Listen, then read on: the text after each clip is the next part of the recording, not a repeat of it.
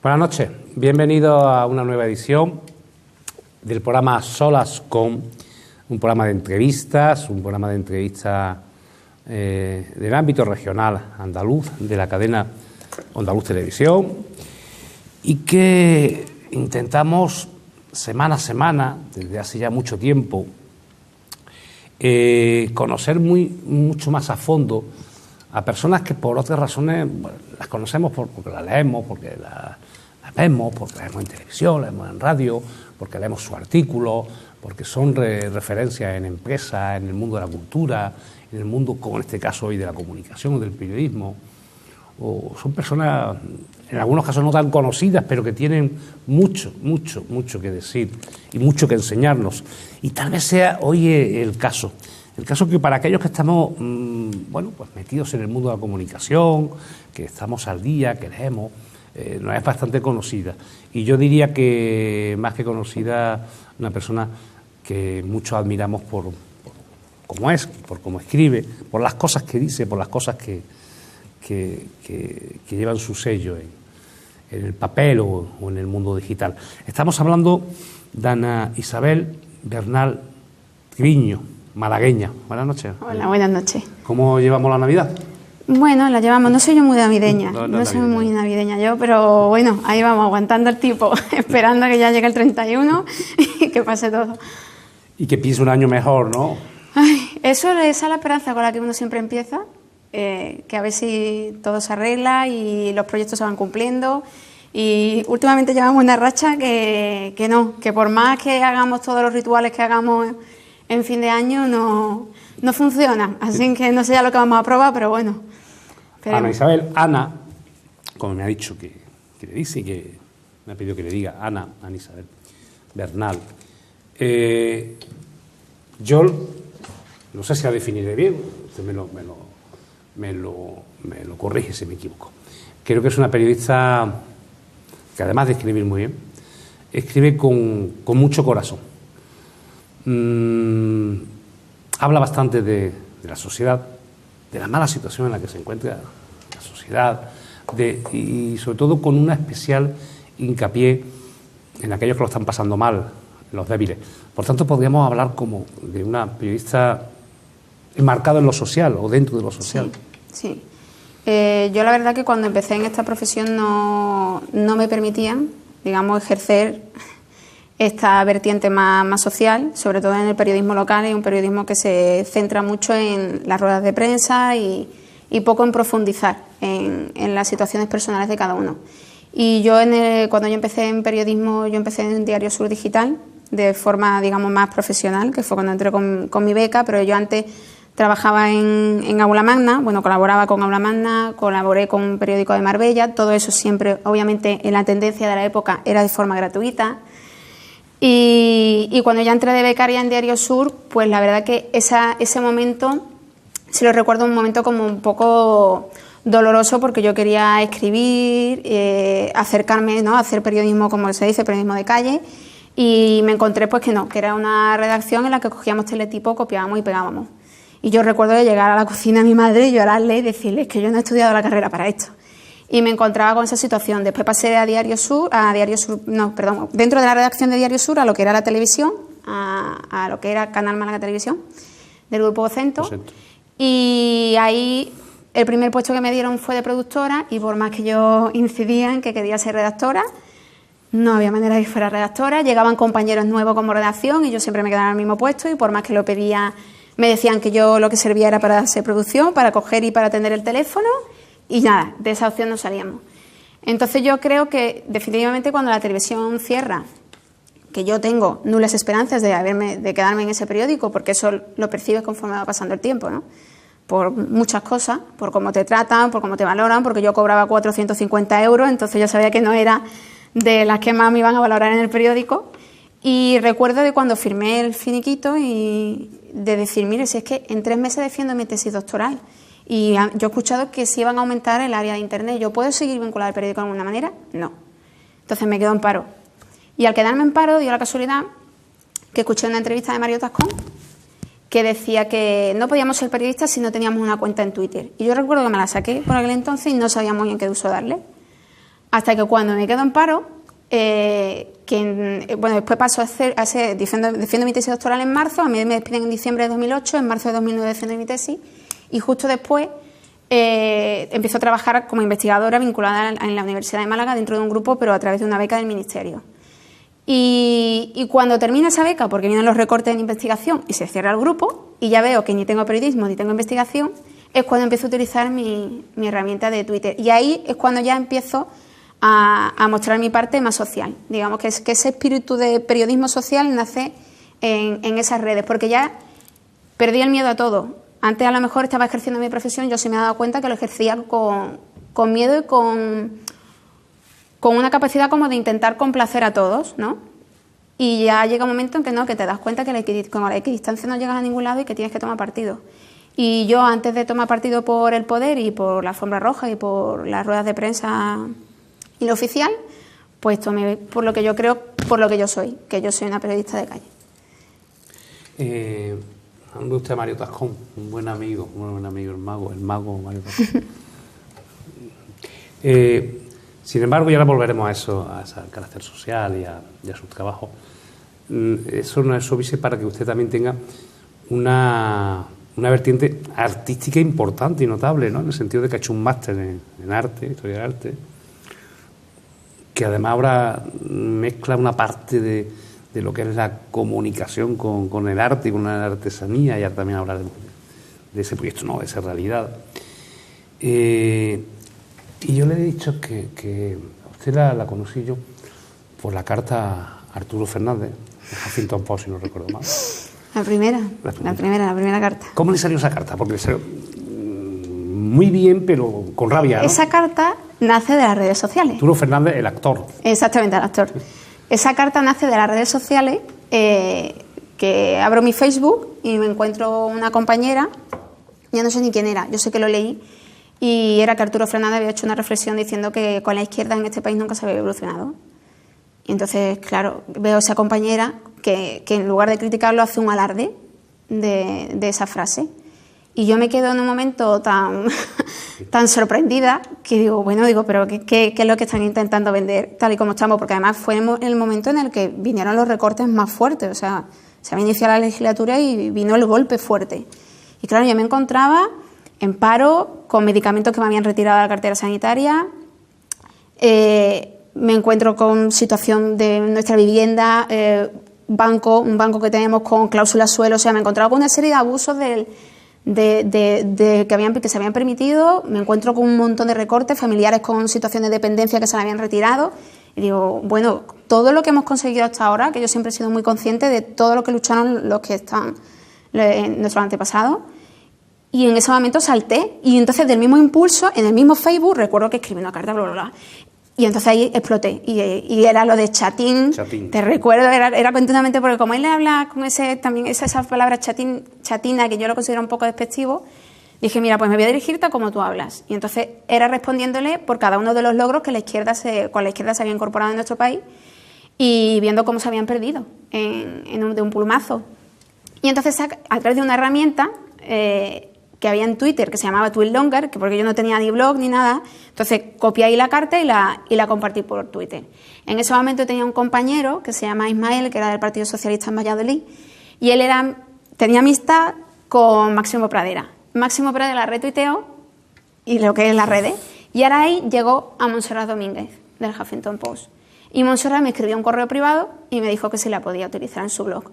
Yo, claro, con la política del Huffington Post que es gratuita, me lo pensé muchísimo, y entonces yo hice como un comité de sabios que yo tengo en Twitter, una de ellas es Rosa María Artal, y le pregunté qué hacía, y me dijo, mira, no tienes nada, y es verdad, no tenía nada. Yo ya no tenía ninguna manera de incorporarme, porque yo sé que en Málaga no me iban a contratar de ninguna manera, y porque es que no me valoraban aquí. Y entonces me dijo, Rosana, te ha valorado un periódico nacional, te ha valorado Montserrat Domínguez, no pierdas la oportunidad, no lo hagas como algo continuo, pero sí que alguien te conozca. Y entonces di el paso y la carta se publicó, y a partir de ahí es cuando, ya te digo, ese concepto de voy a perder el miedo es lo que ya me hizo seguir escribiendo en la línea de opinión que yo nunca la había hecho. Hay que ver lo que es Twitter, ¿no? Como le llegue a alguien un tuit de alguien que tenga una multidifusión. Sí. Me ha hablado de Máximo Pedrera, pero he leído por ahí algún tuit también como un amigo, Rubén de Facua, ¿no? Le llegó a Rubén. Bueno, Rubén fue... Ese todavía me es más personal, porque con Rubén fue que me ayudó, bueno, entre Rubén y Barbie Vieja Puta, que también es muy conocida, sí. Pero Rubén fue el que más diálogo, digamos, tuvo y más se enfrentó. Fue una situación que vivimos bastante desagradable en el Hospital Carlos Haya, y entonces yo en ese momento exploté en las redes. Hice un mensaje a Susana Díaz y dije de la situación en la que estaban pasando por allí por los pacientes, que uno en ese caso era mi madre y que no se había podido hacer una prueba diagnóstica porque faltaba personal, y las propias enfermeras me lo comentaron en ese momento. Y Rubén yo a Rubén le tengo muchísimo cariño. Rubén me ayudó a difundir ese mensaje. Otro compañero que también que es de Telecinco, Santiago, que siempre me comparte todo. Y entre todos ellos, al final el mensaje terminó llegando a la consejería y al final contrataron a una persona dentro de esa unidad, y al tiempo se pudo hacer la prueba como se tenía que hacer, porque no tienen por qué pasar los pacientes dolores cuando hay ya bastante dolorosa por sí sola una enfermedad, ¿no? Como para cargarle más. Y ya te digo, las redes, si las utilizas bien, te puede proporcionar muchas cosas, ya no solamente en el ámbito profesional, también en el personal. Tengo una anécdota con Rubén, y es que la entrevisté, fue en Sevilla, lo entrevisté igual que usted, este programa regional, creo que lo hicimos en 3 partes, y en cada descanso doy el móvil. Es que él tiene muchos más seguidores, ya es de otro estatus, Yo me escribo mucho con Rubén. Dije que yo la conocí por esa carta a Arturo Fernández, pero y hablábamos antes de esa doble vertiente periodística, artística, ¿no? Y de devoción por el mundo de la cultura. Yo creo que podríamos decir devoción. Y hay algo que yo puse en mi Facebook y también tuiteé, pero como lo hicieron miles y miles y miles de personas, que fue de las cosas más bonitas. Sinceramente, yo recomiendo que lo lean, lo busquen. García Lorca, Ana Isabel Bernal Triviño, Google, y le aparecerá una carta bellísima. Yo no renuncio a leer un fragmento porque es larga, pero bellísima, yo digo, de lo más bonito que se ha visto, y que fue en redes sociales, fue yo creo que un fenómeno, ¿no? Ahora le voy a explicar, me voy a preguntar cómo fue ese proceso creativo, ¿no? Porque aquí hay todo un proceso creativo. Se publicó en el diario. Se publicó en Andaluces Diario, y como había una asociación con Diario Público, pues después se publicó allí. Voy a coger algo en la parte final, pero lo digo a los que les guste buen periodismo, la buena literatura, la poesía y Lorca. Google, Federico García Lorca, Ana Isabel Bernal Triviño. La parte final. Federico, primor de mis primores, tengo que irme. Te seguiré leyendo y releyendo porque das luz a mis días oscuros y calmas mi dolor. Por recomponerme cuando casi ni existo. Eres de esas personas que hacen que la vida valga la pena, aunque te hayan cubierto de tierra por muchos metros o kilómetros de profundidad que pusieran, tus ideas, tu prosa y tus versos brotan por encima. Todavía hay gente que calla tu vida, hay quienes silencian tu muerte. Aquí, otros gritaremos y recordaremos tu nombre. Tranquilo, mereció la pena todo lo que hiciste. Pediremos justicia y memoria por ti y los que están contigo. Federico, que te quiero a raudales, que la tierra te sea leve. Es algo de lo que se sentirá muy orgullosa, ¿no? Y que tuvo que dar mucho agradecimiento, ¿no? Porque Ana dice que utiliza mucho el tuit como para agradecer, ¿no? Sí. Primero yo me veo en la obligación de agradecer a todo el mundo, porque no me gusta, digamos, ese concepto como de periodista estrella, ¿no? Como, venga, compartir mis artículos y ahí... No, a mí me gusta que cuando la persona será porque como me he sentido tan poco valorada aquí en Málaga, cuando veo que hay personas que no me conocen de nada y se emocionan y se estremecen ante algo que yo he escrito, y siendo el tiempo el recurso más limitado del que tenemos, que lo destinen a leer algo que yo he hecho, creo que lo mínimo, si él ha hecho 5 minutos para leer mi carta, lo mínimo que yo puedo hacer es dedicarle 20 segundos, aunque sea, darle las gracias. Me parece lo mínimo.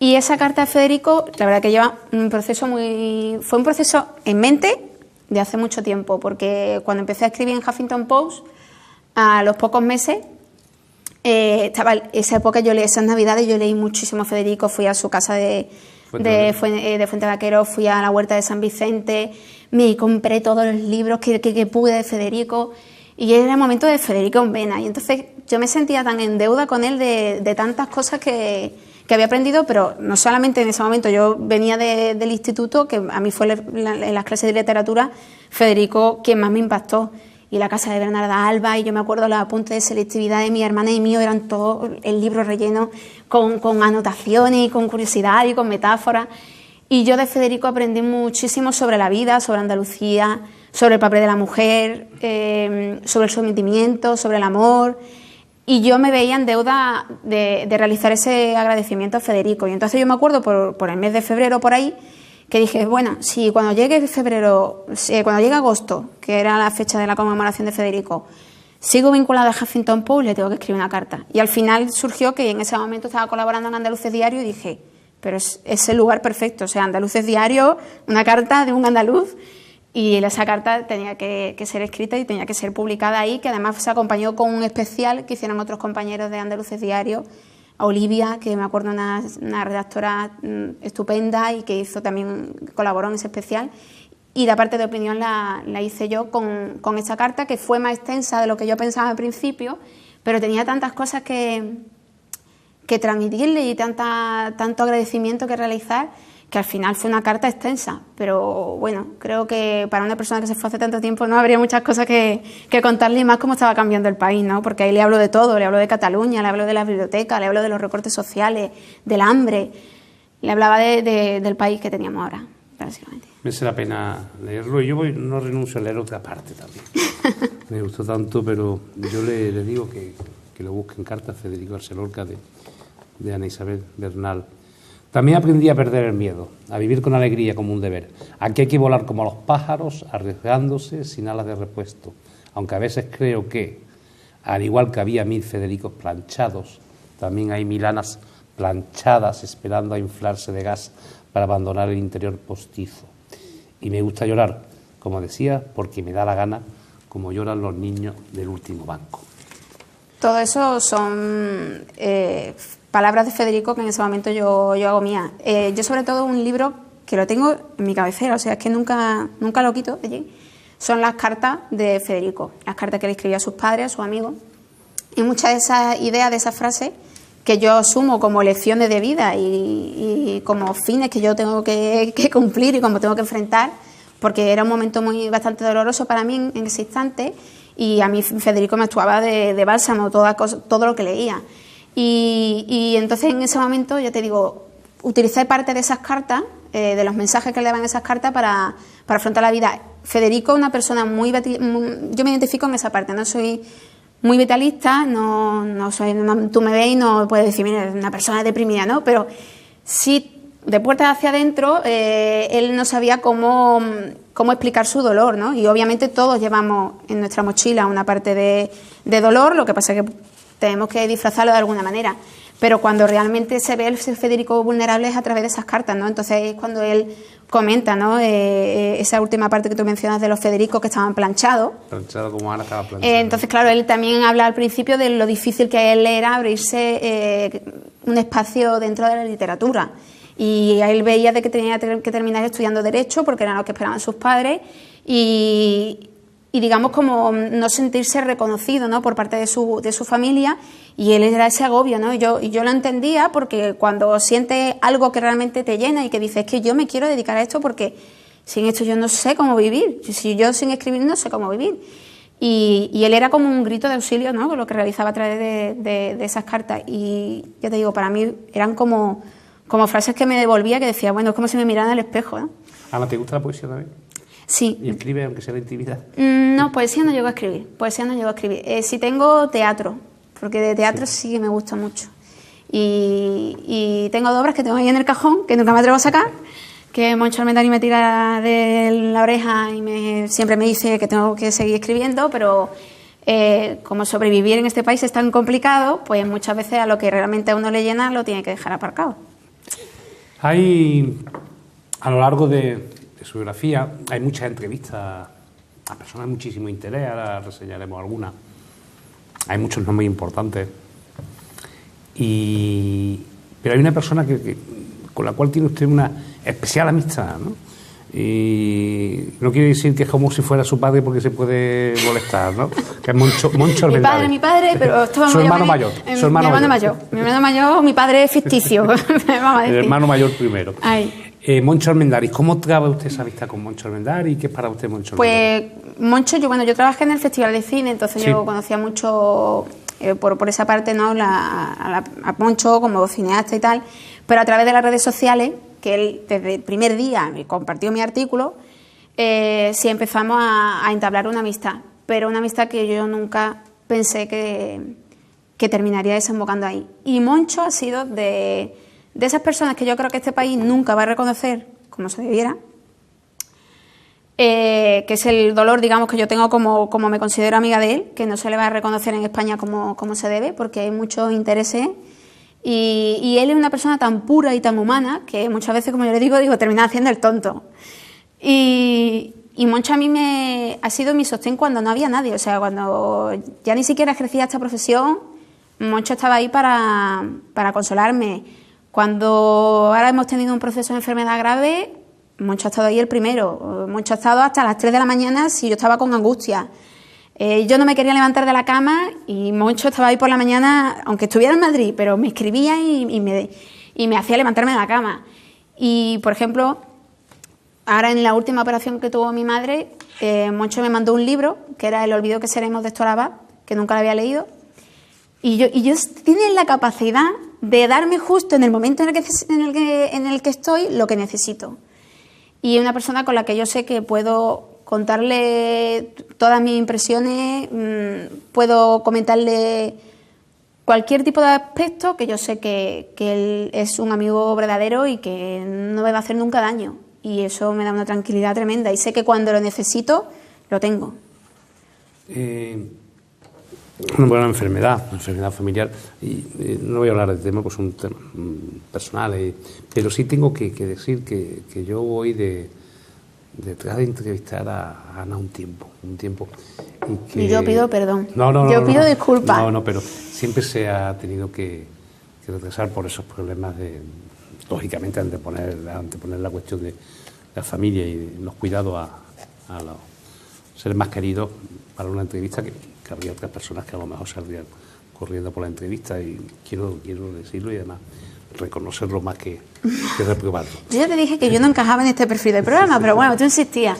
Pero como te digo, cuando la enfermedad golpea, te replanteas muchas cosas, entonces no sabes hasta qué tiempo va a durar esa persona y se te cambia todo el esquema. Y entonces, claro, sobre todo cuando son enfermedades largas y que te gastan mucho, y yo me he dedicado a cuidarla cuerpo y alma, y entonces había veces que de verdad me sentía en un apuro tremendo y te tenía que decir que no, pero ni era el momento, ni yo iba a estar tampoco ni centrada, ni con disposición ni a responder, porque hay días que no encajaba. Así que yo te pido disculpas porque la verdad que me he retrasado. En absoluto. Ana, yo he podido detectar, y puedo estar equivocado, lógicamente, que hay temas centrales, o temas de los que usted escribe o de los que usted reflexiona, y que le dan rabia, contra los que se revela, porque además de que filosóficamente, intelectualmente, usted entiende que son, permítame la expresión, putadas al estado de bienestar social, usted lo ha sentido. Usted, por ejemplo, se revela contra los recortes de la educación porque ha sido becaria y ha podido estudiar gracias a beca. Usted se revela contra los recortes sanitarios, aparte de que intelectualmente, porque hay que rebelarse, porque la sanidad es algo que está al lado de su familia y al lado suyo, ¿no? El sentirlo más directamente hace tener más conciencia. Claro, es que, claro, es que muchas veces me dicen, les digo, no, es que somos ciudadanos, ¿no? Es que un periodista es un ciudadano y tiene los mismos recursos. Lo que pasa es que, claro, pues hay algunos que tienen una situación mejor en sus vidas y otros que hemos padecido más. Entonces, por ejemplo, en el tema de la sanidad, nosotros no tenemos seguro privado en nuestra familia. Entonces, dependemos al 100% de la sanidad pública.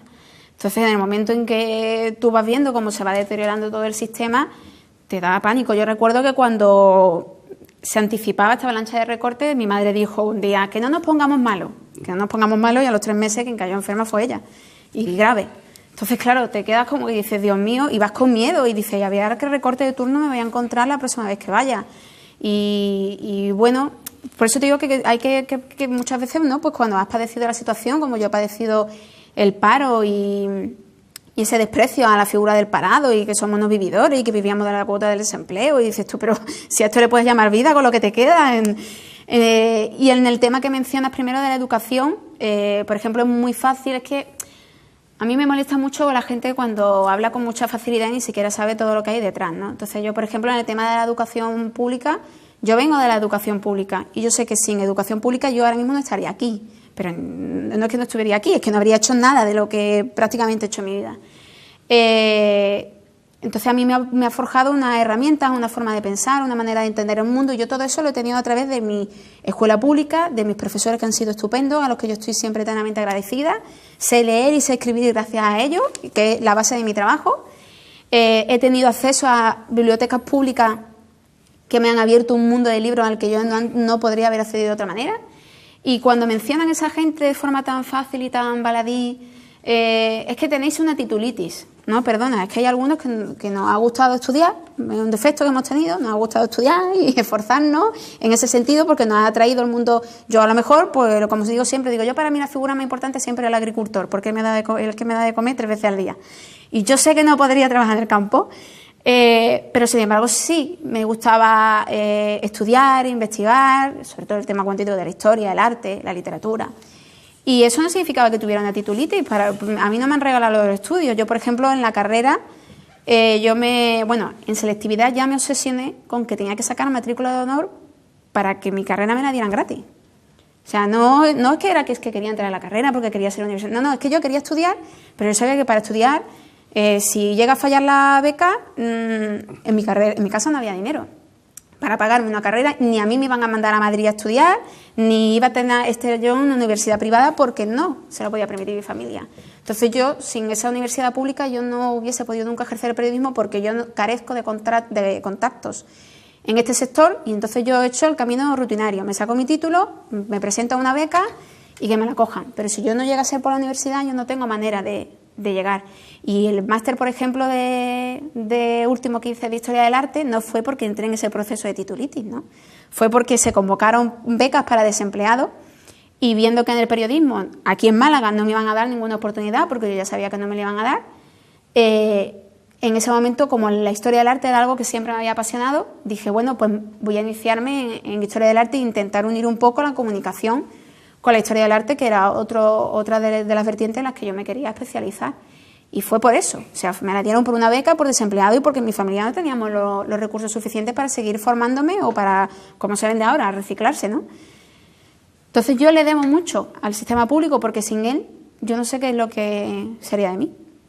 Habla usted, ha hecho 2 o 3 referencias, y aquí en Málaga no, una especie de malfario, de veto a algo. Sí, a mí me gustaría que me lo explicaran, porque nunca me han hecho sentirme valorada aquí, nunca. Sin embargo, está usted ahora en la universidad en Cataluña, en Barcelona, sí, ¿no? Exactamente. Por ejemplo, aquí en Málaga nunca he tenido yo ninguna palabra de aliento de mis profesores. A pesar de estar en la APCON, ¿no? Exactamente. Estuve en la APCON, que era mi directora de tesis, María Ángeles Cabrera, con la que hice la tesis doctoral, que llegó un momento en que esa tesis se paralizó porque no había manera de tirar de la metodología. Yo hice una metodología diferente a lo que era lo habitual en ese momento en el departamento. Yo quería hacer un experimento y ahí no había manera de solucionar el tema de la metodología, y entonces al final tuve que ir a buscar de un profesor, Francisco Javier Barón, que para mí fue un ángel, y era un profesor de la Facultad de Medicina que hacía estadística. Porque yo hacía en mi tesis estadística descriptiva y estadística inferencial, que era para poder generalizar los datos. Y entonces me escapaba del periódico en la hora de la comida, y en vez de irme a comer a mi casa, lo que me iba era que Francisco Javier, que ya te digo fue un sol, porque él incluso se adaptó a mis horarios, y entonces me metía con él en la facultad de lo que era enfermería antiguamente, que estaba allí en Martirico, detrás del periódico Sur, y allí me encerraba 3 horas con él a terminar la tesis, yo que era una renegada de las matemáticas, y al final terminé eligiendo una tesis doctoral de pleno, que era de comunicación, pero en la que la metodología central era matemáticas puras. Y por eso te digo que yo en Málaga yo no me he sentido querida ni valorada. Sin embargo, yo ahora estoy en la Universidad Oberta de Cataluña y la verdad que hay a veces que me quedo muda y que me quedo sin palabras del trato que me han dado. Me dejan hacer un libro, me valoran, leen mi artículo, están pendientes de mi carrera. Yo todavía no he recibido ya te digo, profesorado de mi departamento que ha visto que yo he crecido allí. A mí no me sigue ninguno por Twitter ni por las redes sociales, exceptuando a mi directora de tesis, porque es con la que más tiempo he compartido, pero de los demás nada. Y yo en la UOC, desde el primer momento que llegué, que miraron mi currículum, los libros que había publicado, mis artículos de investigación, que yo en ese momento estaba en Andaluces Diario y lo del Huffington Post. Y bueno, me cogieron con las puertas abiertas. Entonces, claro, dices tú, bueno, y aquí ya te digo, yo empecé trabajando en Aula Magna, era gratuito, en Marbella también era gratuito, y en Radio Nacional me salieron unas becas y las rechacé porque eran también gratuitas y ya en ese momento me negué. Y aquí en Diario Sur, pues la verdad que a mí me gustaría que me hubieran explicado siempre por qué tenía que ser como... Por ejemplo, recuerdo ahora mismo que me acabas de citar esto, recuerdo que yo llegué muy emocionada un día explicando cómo era mi tesis y uno de los responsables del periódico me dijo que dónde iba con esa tesis, que eso no servía para nada. Bueno, pues de la casualidad que fue defender mi tesis, a los 3 meses me escribieron de la Universidad de Suecia, pidiéndome que hiciera un artículo de la tesis. Me escribió Mario García, uno de los diseñadores más prestigiosos que hay en América. Entonces, hace el año pasado me volvieron a escribir de la Universidad de Suecia para que colaborase con ellos en un libro en inglés, porque para ellos mi tesis seguía teniendo valor. Entonces, claro, te quedas que dices, si fuera realmente, si yo hubiese hecho caso a lo que me decían en Málaga, ¿qué hubiera sido de mi vida? Si yo no hubiese seguido en mi empeño de que me quería seguir formando a pesar de lo que opinaran los demás. Y sin embargo, bueno, yo me vi en la cola del paro con mi tesis debajo del brazo. Pero esto es España y esto es Málaga, ¿no? Ha hablado de dos Mario que son dos gurús, ¿no? Mario Tascón, en cuanto a periodismo digital, y Mario García, el gurú del diseño. Yo tuve la suerte de conocerlo, de estar con él en 2 ocasiones, y además me parece que es el hombre más sencillo del mundo. Muy sencillo, sí. Muy sencillo, muy amable. Ya te digo que muchas veces cuando yo empecé a hacer mi tesis, escribía un montón de correo electrónico buscando, porque el sector en el que yo me especialicé pues no era muy conocido, entonces era muy complicado. Y sabiendo que tampoco iba a tener apoyo por parte de la universidad, pues empecé a buscarme contacto a través de las redes sociales.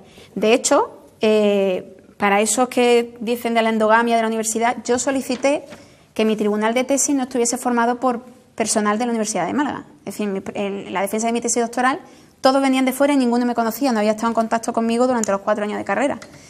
Entonces yo siempre intenté que me analizaran personas que no se pudiesen considerar de que me iban a hacer un trato de favor a la hora de mi defensa. Y yo recuerdo que la primera vez que yo hablé con Mario García, es que me respondió al segundo. Y sin embargo escribí a personas de aquí, de España, y no sé, hay algunos que tienen unos aires de grandeza que todavía estoy esperando el correo electrónico que les escribí y que me lo respondiesen. Entonces, bueno, eso también es la humildad de la gente, ¿no? Que parece que a veces cuanto más reconocimiento tienes en tu trabajo, pues hay personas que tienen la humildad de su esencia y Mario García es una de ellas. Y como Ana Isabel Bernal no puede parar, en un momento determinado dijo, bueno, pues voy a escribir por mi cuenta y riesgo, incluso sin un objetivo de publicarlo posteriormente en medios, ¿no? Pero cuando las cosas se hacen bien y son buenas, al final hay quien se interesa y lo publica. Y escribió la historia de la crisis, ¿no? La historia de las crisis, historias de las crisis, donde, bueno, le explico, coger a alguien muy afectado en un aspecto concreto por la situación de crisis económico, entrevistarle y conocer su vida, conocer sus datos. Yo destaco 2. Una es una entrevista que le hizo a una mujer que la habían desahuciado. Que al Yolanda y que al final pudo salvar con un alquiler social. Con ayuda de la PAC. Exactamente. Y otra fue de una chavala, de una historiadora, que se fue a Londres. Malagueña, Carmen, efectivamente, malagueña, que pensando que tenía una formación y un currículum académico importante, pues en Inglaterra iba a tener más suerte y tuvo unos trabajos durísimos, incluso que le llegó a la depresión, y de la depresión casi un intento de suicidio, ¿no? Fueron de los dos casos más, o todos fueron graves en general. Todos fueron graves porque, bueno, el origen de esa serie de reportajes, en principio, ni de lejos, yo pensaba que eso iba a terminar en Público.es. Yo cuando empecé en enero, decido hacer un giro, asumo de que como no he estudiado en ninguna universidad privada, ni he hecho ningún máster, ni en el país, ni en el mundo, entonces es como desde Málaga, ¿qué puedo hacer? No puedo hacer apenas nada. En Andaluces Diario ya no podía colaborar. Y decido hacer un proyecto que se llamaba Mil Historias, que no tenía nada que ver con el periodismo, sí más relacionado con la escritura, con la literatura, pero no era periodismo. Pero aún así, pues, tenía esa vena de que tenía que seguir haciendo algo. Entonces me propuse, digo, bueno, como estos 4 años han sido bastante duros para muchas personas que se han quedado excluidas, quiero hacer un especial sobre la crisis, sobre esas víctimas de la crisis, como yo les llamaba. Y entonces durante todo el año empecé a recopilar casos, que después yo lo iba a recopilar todo en un libro digital y lo iba a subir por Amazon. Y hasta no tenía más pretensión, pero quería ejercer esa función de periodismo social y que eso quedara constancia como denuncia, ¿no?, de esas personas que habían sufrido. La sorpresa es que, bueno, empiezo a colaborar por una cosa de suerte con Diario Público, a través de, como venían los sirios aquí a Málaga, propuse una colaboración y a partir de ahí empecé a colaborar de vez en cuando con Diario Público. Se lo comenté un día con el redactor jefe, con Pedro, a quien le tengo que agradecer muchísimo porque, digamos que me han hecho volver a sentir periodista. Es decir, desde el principio, desde el momento que hay, no me han cambiado nunca ninguna coma, ningún punto de mi reportaje. Han valorado mi enfoque y me han hecho, como te digo, sentirme periodista tal como yo deseaba y tal como yo he querido siempre, en todos estos años que llevo de trayectoria de profesión. Y me he sentido a través de ello. Y Pedro me dijo, bueno, son muchos casos, le propuso un abanico muy extenso de otros casos que no aparecieron ahí. Me dice, bueno, pero vamos a coger 6 y lo vamos a publicar justo antes de las elecciones. Entonces, los que comentas, Carmen fue la primera, que era esta chica emigrante, esto para aquellos que también dicen que hay que emigrar como una manera forzosa y que es una aventura y que todo es muy bonito. Bueno, no, es que la vida es muy amplia y cada persona es un mundo y a cada uno le va como le va. Y no tiene por qué venderse algo como garantía y como un éxito asegurado si te vas. No tiene por qué ocurrir. Si te ocurre, enhorabuena, pero es que si no también hay gente que se quedan en el foso, como fue en el caso de Carmen. Y después el otro caso que comentas era, bueno, había un caso de... Por eso te digo, son 2 casos muy duros, porque son 2 de personas que ahora mismo están, pero había 2 casos muy duros que eran 2 personas que han fallecido como consecuencia de la crisis. Una por los recortes de hepatitis C, que murió una madre de un chaval que estuvo toda la entrevista llorando, murió el 19 de diciembre, esa señora, hace ahora un año, ahora acaba de hacer un año, y le denegaron la medicación.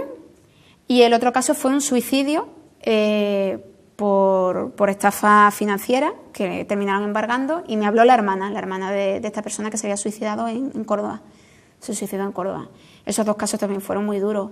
Y otro caso que a mí me partió el alma fue en Cruz Roja, en Sabadell, un hombre de familia que se había quedado viudo. Que eso es lo que pasa, que cuando te toca una crisis y te viene la enfermedad y te viene muerte, las cosas se complican mucho más. Y parece que nuestros gobernantes no son conscientes de que en la vida no solamente es que te recorten porcentaje de tu sueldo, no, es que te quedes sin empleo, es que se te muera tu pareja, se te muera un hijo, se te muera alguien de la familia, que las deudas siguen quedando porque los bancos no te las quitan. Entonces era un poco reflejar esa injusticia y que muchos de esos casos, por ejemplo en el caso de los suicidios, sobre todo de los desahuciados, ¿no?, durante un tiempo salieron empresas pero después quedaron en el olvido. Y bueno, las vidas de esos familiares seguían y de esas familias seguían. Y en el caso de los desahuciados, al final la única alternativa no ha venido por parte del gobierno, ha venido por parte de asociaciones como es el tema de la paz. Y otros están en la justicia, como el caso de la hepatitis, esperando que la justicia tome una decisión, pero el fallecimiento se ha producido, ese chico ha perdido a su madre, pudiendo estar ahora mismo viva. Después tiene anteriormente otro tipo de entrevistas ya distintas, propias de una profesional que llega a personas como Maruja Torres. Tengo suerte, sí. Y a Maruja la considero como una buenísima amiga. Yo siempre digo que tengo 3 personas que sin ellas no sería nadie, que es Mocho Almendari, Rosa María Artal y Maruja Torres. Me refiero vinculadas a mi profesión. Sí, sí, sí. Después, obviamente, no soy nada sin mis seguidores, que comparten todos los días las cartas. Un chaval que comparte siempre mi carta de Federico, Santiago, que me sigue desde el principio. Pero vinculada a lo que yo soy, a de lo que yo me nutro, tengo Moncho Armendáriz, Rosa María Artal y Maruja Torres. Y son personas que, ya te digo, Maruja para mí, otra de mis consejeras, igual que Rosa María. Y cuando yo no he sido nadie, ellas han estado. Y Maruja yo la conocí entrevistándola de becaria para Aula Manda. Y después ella, conforme a veces hemos hablado por chat y tal, ella me recordaba, siempre me recordaba. Y bueno, el destino es muy caprichoso y a día de hoy yo creo que mi tía que falleció hace 1 año y 7 meses, yo creo que es un regalo que me ha hecho ahora tener a Maruja tan cerca y poder seguir aprendiendo de ella. Boris Aguirre. Sí, pero bueno, ese fue... Iñaki Gabilondo. Sí, Iñaki. Matías Fue de las Pras. primeras. Uy, de la época de Ablamanda. Sí, de Ablamanda, Matías Sí. Pras, Matías Pras Jr., Concha Velasco, Aida Gómez, Alicia Borrachero, Joaquín Cortés, Carlos Álvarez. Y ahora más reciente fue la época de Andaluces Diario, que fue, yo para mí, mis 2 entrevistas en aquel momento en la que más me volqué, fueron las de Alberto Garzón, cuando empezó, Alberto estaba en su momento de auge, y bueno, y Pablo Iglesias cuando me dijo... Sí, Pablo Iglesias, pero empezando. Algo de una estafa, ¿no? Y exactamente, y me dijo que si Podemos se presentase a las elecciones, yo lo consideraría como una estafa, porque en aquel momento lo consideraban como una especie de movimiento, su círculo y tal. Y bueno, la vida da muchas vueltas, ¿no? Y ahora es muy diferente, ahora ya es un partido hecho y derecho, ya como Dios manda. Como Dios manda. Su referente, Ramonet, hablamos de periodismo. Chomsky, Galeano, mucho Galeano, ¿no? Mucho, Galeano mucho. Galeano lo sentí muchísimo su fallecimiento porque era, en ausencia de Federico, para mí Galeano era como ese pepito grillo que te ponía en alerta ante lo que estaba bien y lo que estaba mal. Kapuczynski también, ¿no? Sí, en alguna sitio he leído que hace usted referencia a esa famosa frase de que no se puede ser periodista si se mala Exactamente. persona, ¿no? Con eso termino. Hace poco fui a Bilbao. Fíjate, ahora cuando estábamos hablando de la Universidad de Málaga, hace poco me invitaron a Bilbao a un congreso. Yo todavía no he venido a ningún congreso que me invite a la Universidad de Málaga. Sin embargo, me ha invitado a la Universidad de Bilbao y me dijeron que habían cambiado los planes de estudio por el último libro que había publicado. Y la conferencia que di terminé con esa frase, porque claro, estaban todos los alumnos, mi libro va sobre herramientas digitales, entonces claro, todos iban preparados a ver qué herramienta iba a decir. Yo decía, al final os voy a decir la mejor herramienta, al final va a ir la mejor herramienta. Y cuando llegué al final, les coloqué la frase de él. Y al final era que tienen que ser buenas personas y que la verdadera militancia, o sea, que la tecnología provoca una revolución, pero que la esencia de la profesión sigue estando en nosotros y en nuestro ejercicio. Y Manu Leguineche, También. nuestro mejor reportero que Ya. muchas veces ha olvidado. Mucha, y muy justamente. Por aquellos incluso que son reporteros de guerra y dicen, cuando llegan a una guerra, ¿cuánto le voy a ganar a esta guerra? Ahora, por ejemplo, también leo mucho crónicas de Miquel Ayestarán y de Xavier Aldecoa, que me encantan.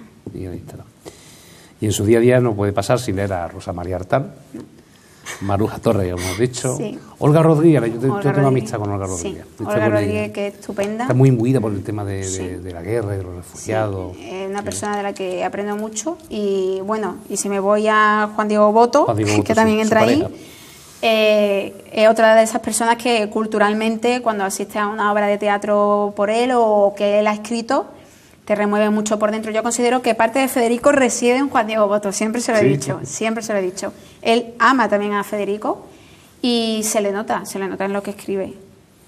Javier Gallego, Pascual Serrano. Javier Gallego, tuve ese es otro regalo que considero, pues yo recuerdo a mi tía, antes de caer enferma, me dijo un día, ¿has escuchado a Javier Gallego en Radio Nacional? Yo decía sí, se lo estoy viendo ahora, en el salón de su casa. Y ella falleció y publiqué un libro y él vino a la presentación de mi libro. Y yo a él lo tengo como, o sea, ya te digo, ahí lo digo, referente también, máximo. También ha escrito sobre personas a las que admira. He visto Patricio Guzmán, ¿no? Patricio Guzmán, el director de La Batalla de Chile. Exactamente. Una película que yo recuerdo de adolescente. Pues las dos partes. Esas son para los que dicen que estudiar no sirve de nada, ¿no? Y que la universidad no sirve de nada. Yo sin la universidad nunca hubiera conocido a Patricio Guzmán. Eso lo tengo asumido. Y entonces una de las asignaturas era sobre cine dentro de la carrera, en los cursos de doctorado, y uno de los trabajos era el análisis cinematográfico y periodístico de la batalla de Chile. Y yo la verdad que me abrió tantísimo los ojos el cine de Patricio Guzmán, que después publiqué un libro sobre él y en concreto sobre la batalla de Chile. Esa manera de tomar el pulso a la realidad que estaba sucediendo en ese momento. Creo que es un testimonio único. Lo que hay ahí es un testimonio único. Curioso, por su edad digo, ¿no? Porque yo esa película recuerdo haberla visto en Alfaville en Madrid. Yo tenía 17 años. Por ahí. Pero tuve buena profesora, Inmaculada se llamaba, y tuve una buena profesora. También una referencia sobre la que ha escrito, y sobre todo que admira, Picasso. Es que yo, Miguel Ángel Buonarroti, Federico y Picasso, sin ellos tres, complicado. No podría yo digamos, explicarme muchas de las cosas que escribo, o incluso cuando pinto, o cuando hago cualquier tipo de algo profesional, los necesito como referente. Y como comentaba, Picasso, sobre todo me interesó cuando hice el máster. Vi que tenía la opción de unir la parte artística con la periodística y hice un trabajo que está mal porque yo lo diga, porque lo hice yo, pero creo que sería muy conveniente que muchos lo leyesen y que se nos caería la cara de vergüenza como españoles del trato que en este país durante el franquismo se le dio al Picasso, porque se dijeron barbaridades de él, imbécil, que su paloma de la paz era un pichón del estofado soviético.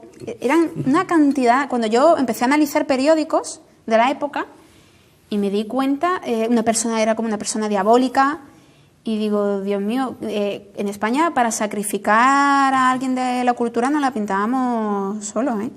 Y ahora, bueno, yo creo que al final el tiempo pone a cada uno en su sitio y a cada uno le da la razón. Y al final se ha demostrado pues dónde están unos y dónde está otros, ¿no? Y creo que ya Picasso, afortunadamente, también por la atención que se le dio fuera, tiene el reconocimiento. Por eso me molesta ahora un poco cuando yo veo a algunos periodistas de aquí de Málaga, o aquí como se trata, ahora todo el mundo quiere ser picasiano. Ahora todo el mundo admira a Picasso y dice, bueno, es que en aquella época si tú hubieses estado, seguro que hubieras terminado escribiendo ese tipo de crítica y ese tipo de crónica sobre Picasso, porque te lo mandaría el poder. Y ahora, bueno, ahora ya, claro, como es reconocido y alabado por toda la cultura y de forma internacional, pues entonces, claro, ahora todo el mundo aplaudimos a Picasso y a su mensaje. Y en aquel momento, pues se despreció y se le ocultó, incluso ni siquiera se le mencionaba ni como español, ni como malagueño, ni como andaluz en las crónicas que se hacían en la prensa española. Eso creo que nos deja... Y una curiosidad, esa relación con Tutankamón.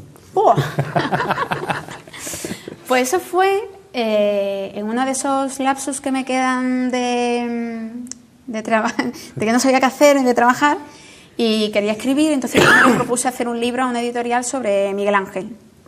Y en uno de los viajes a Barcelona, me encontré, bueno, estuve visitando el Museo Egipcio y después había una exposición sobre Tutankamón.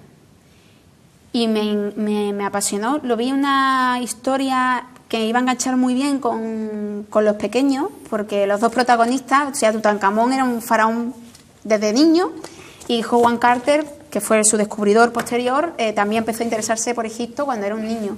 Entonces me parecía una forma atractiva de acercar el mundo de Egipto a los más pequeños, y la verdad que me pareció también una época fascinante, ¿no? Porque era como esa transición de religiones que había, el dios Atón, cómo era un faraón atípico, el padre de Tutankamón, en el que se basaba sobre todo más en la familia, no tanto en la guerra. Entonces me parecía que reunía muchísimas peculiaridades y que había que resaltarlo. Y nunca he ido a Egipto, me encantaría ir a Egipto, y es una de las piezas de las leyendas que más me han interesado, todo lo que rodea a Tutankamón. Y hábleme de estos cuentos personalizados, de su proyecto milhistorias.es. Pues Mil Historias sale de ese momento en el que ya digo... ¿De cómo pasamos de sí. Es lo que tienes, como yo digo, tú ves mi página web, que me la hice hace poco, y pongo lo que realizo. Y entonces estoy como dividida como una mujer pulpo en mi parte más docente a través de la Universidad Oberta de Cataluña, En mi parte de investigación, con la profesora Concha Edo y con Elvira García de Torres, que para mí son dos compañeras magníficas y que me han valorado, porque cuando antes hablábamos de Málaga, ¿no? Yo lo que siempre he notado en Málaga es que no podía crecer porque o me pedían afiliación a un partido o algún aspecto religioso. Entonces, eso siempre lo he notado mucho introducido aquí. Sin embargo, en la UOC en ningún momento me han preguntado ni por mis ideas políticas ni religiosas. Y en este caso Espérate, me estábamos hablando de... Me había hecho en concreto la pregunta... el paso de Tutankamón a lo del Mil Historia. Ahí va. Entonces, en ese momento, te digo, me siento que no tengo capacidad para desarrollar aquí mi profesión como periodista. Y entonces me imagino, digo, quiero seguir escribiendo de alguna manera. Y entonces me invento este proyecto que era el de Mil Historia. Entonces lo que hago son libros personalizados, las personas me cuentan su vida y le hago un libro sobre su vida. Cada uno me pide, claro, algunos son libros más pequeñitos, otros más grandes, y entonces la verdad que, como me dicen muchos, son regalos que la otra persona nunca se la espera. Son regalos totalmente personalizados. La peculiaridad que incluyo es que, bueno, va ilustrado con fotografías de esas personas, pero algunos se lo dedican a sus madres los libros, otros se lo dedican a sus parejas, otros a sus hijos. Otro me pidió una chica que estaba embarazada y que quería que hiciera un libro sobre cómo se conocieron sus padres para que su hijo lo leyera cuando fuera mayor. Y la peculiaridad que hago es que también hago, dentro del libro, lo ilustro con un collage. Hago un collage, muchas veces lo hago de las parejas o de la familia, y entonces incluyo símbolos que están vinculados a la historia de la persona. Entonces queda un librito, bueno, completito sobre la vida de cualquier persona que me proponga, escucho su historia y le doy forma. Digamos que es una manera como de evadirme, ¿no?, esa parte más literaria, o de poder seguir ejerciendo mi profesión en el mundo de las letras. Pues mire por donde poco a poco, sin darnos cuenta, yo creo que podemos seguir hablando, ¿verdad? Sí. Mire lo que me quede. Uy. No podemos. Pero quiero, en este programa hacemos un poquito de introducción más en la vida personal, casi no llega a ser cotilleo, pero sí saber algunas cosas. Si le parece, nos dedicamos a ese juego los últimos minutos del programa. Dígame, ¿cuál es la comida que más le gusta o la que se pirra? Yo soy muy de verdura y muy de fruta. Me pierdo por la sandía. Ajá. Y por las ensaladas también. Y por la tortilla de patatas.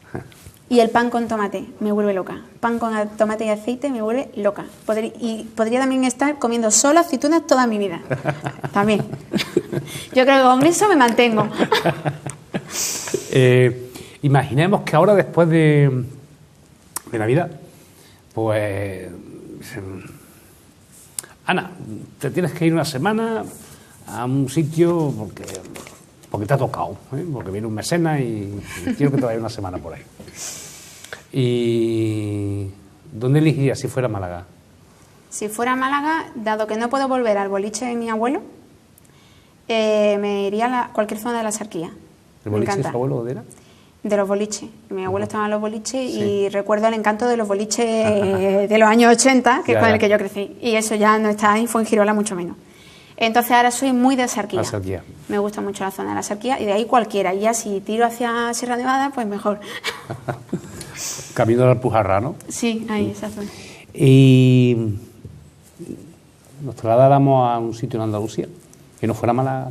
Pues ahí tengo esos dos. O me voy para Granada, sí, que la adoro porque es mi Federico, y cuando veo los chopos ya es como si fuera una terapia para mí. Los chopos de Fuente Vaquero. ¿Sí? Los chopos de Fuente Vaquero. Y si no, mi rincón y mi refugio, y donde yo digo, soy del sur de Europa, del sur de Andalucía, pero todavía me gusta irme a lo más sur que hay, que es en la punta de Tarifa. En la isla de Tarifa, allí, y en concreto donde yo considero mi refugio, la playa de Bolonia. Mi paraíso, porque es una playa sin construcción, donde además tengo las ruinas de la ciudad de Bailo Claudia al lado, y tengo África enfrente, y estoy en Tarifa, que es el mejor entorno en el que pueda estar, con la mejor comida, con el mejor pan, y es como volver un poco a, ya te digo, no son mis boliches, no, pero sí Es como si se hubiesen quedado allí anclados un poco en el tiempo y no estuviese esa invasión de turismo ni de agobio. Es curioso, de los 100 y pico programas que llevaremos ya, de las olas COM, entre el provincial y el regional, el provincial que había antes. Yo creo que en esa pregunta, donde más la gente ha dicho ha sido Bolonia. Me extraña. Siempre, eso sí, los malagueños, algunos han dicho, bueno, después de las playas de Málaga. Yo no. Yo ahí, fíjate, ahí no les voy a dar la razón. Otro ejercicio yo, de honestidad ahí y ya sinceridad. no, ahí ya no. Bueno, era un poco de patriotismo local lo que hacíamos, ¿no? Se entiende. En España, fuera de Andalucía. En España... que si no lo conoces, si no me gustaría. Sí, no, he viajado bastante. Sí. Depende de la temporada. Si voy a estar en invierno, me encanta Castilla y León. Y si estoy en septiembre, ya entrando octubre, me encanta Galicia. Santander volví a ver hace poco, que la recordaba muy pequeña, Santillana del Mar. Toda esa zona me gusta mucho. En ese aspecto soy muy del norte, muy norte. ¿Y ya nos vamos fuera de España, a cualquier país del mundo? De cabeza a Italia. A Italia. Toscana, Una Roma. Parte, Toscana. La Toscana, o sea, como Miguel Ángel era de allí, pues yo me siento allí como parte. Yo en Florencia la adoro, pero en el fondo, como lo que me viene más fácil es Roma, en Roma, y me gusta conocer cosas pequeñitas de Roma. Hace poco la última vez que fui, bueno, hace poco no, hace ya más tiempo, pero me refiero, lo último que vi fue el cementerio que había allí protestante, y para mí aquello fue una gozada. Ahora vamos a hablar de cine. Le había gustado la película en su momento, del sur de la Toscana, ¿no? Sí. Gustos cinéfilos. Gusto cinéfilo, está mal decirlo, pero que Moncho Armendariz. Claro. ¿Cómo no? Es que yo, como Secretos del Corazón, poca, y como Silencio Roto, tampoco en boca. Que además está ahí Juan Diego Boto, entonces tengo ahí todo. Tiene toda la familia. Tengo toda la familia ahí. Y, por ejemplo, hace poco volví a ver, por ejemplo, muy fundamentales para mí, El piano, la película El piano, y la película de Goodbye Lenin, la adoro. Y el último, hace poco vi otra vez, porque me encantó, Woody Allen, la de Si la cosa funciona, que la echaron el día de Navidad, me la zampé. Porque es esa manera de explicarte la vida que tiene Woody, de decir, bueno, no te machaques tanto, que la mayoría de las cosas pasan por suerte, por una racha de suerte, y que te pueden matar trabajando y a lo mejor no conseguir nada, ¿no? Y en ese sentido, las películas de Woody Allen también me hacen mucho desconectar. Muy bien. Ana Isabel Bernal Triviño, de verdad de la buena, como decíamos de chiquitilla, palabritas del niño eso. Palabritas del niño eso. Que me lo he pasado muy bien. Y yo estoy seguro que el público también. Que dice usted, yo que tengo para... y hemos hablado una pequeña parte. Muchas virtudes, muchos aspectos que para que... Bueno, a lo mejor se den cuenta en Málaga que tenemos una gran periodista comprometida con lo social, experta en lo digital, que ha publicado libros como herramientas digitales, que tiene una buena mochila de conocimiento, de entrevistados, de vivencia, y de vivencias humanas, valga la redundancia, de vivencias personales,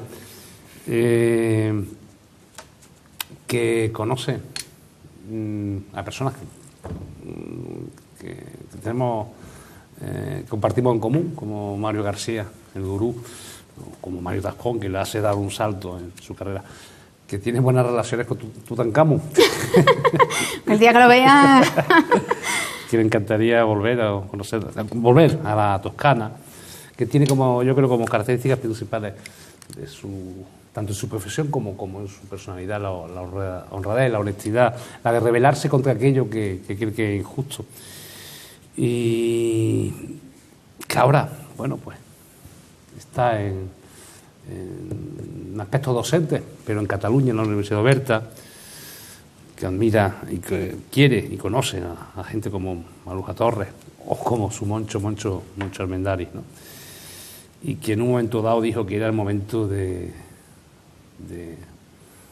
tener en vena a Federico García Lorca, y que escribió una de las cosas, y lo digo sin exageraciones, más bonitas que sobre el poeta granadino, sobre el poeta asesinado Federico García Lorca se han escrito. De verdad que le deseo, en lo personal... No, creo que es injusto lo que has dicho, pero bueno, no es merecido, ¿eh? Justo porque me he quedado corto. No es merecido. En lo personal le deseo lo mejor. lo mejor de lo mejor. Lo sé. Y en lo profesional también. Y espero, aunque sea un estereotipo, o sea, ya de mucho decirlo, las cosas en algunas ocasiones pierden sentido. En mi caso lo que voy a decir, no, que tenga un feliz año 2016. Yo también, lo espero, yo lo deseo a todos, de verdad. Pues, Ana, muchas gracias por estar aquí, y aquí tiene su casa. Muchas gracias. Y a ustedes, queridos televidentes, espero que hayan disfrutado tanto como yo lo he hecho en esta entrevista, que creo que estamos a finales de año y empezamos otro, y que es momento muy bueno también, aparte para divertirse, para estar con familia, para hacer ejercicios de reflexión personal, de reflexión social, de reflexión humana. Yo creo que lo hemos tenido en esta entrevista. Y como decía antes, sin que pierda contenido a base de repetir la frase, feliz y próspero año 2016 para todos y especialmente para aquellos que más lo necesitan. Buenas noches.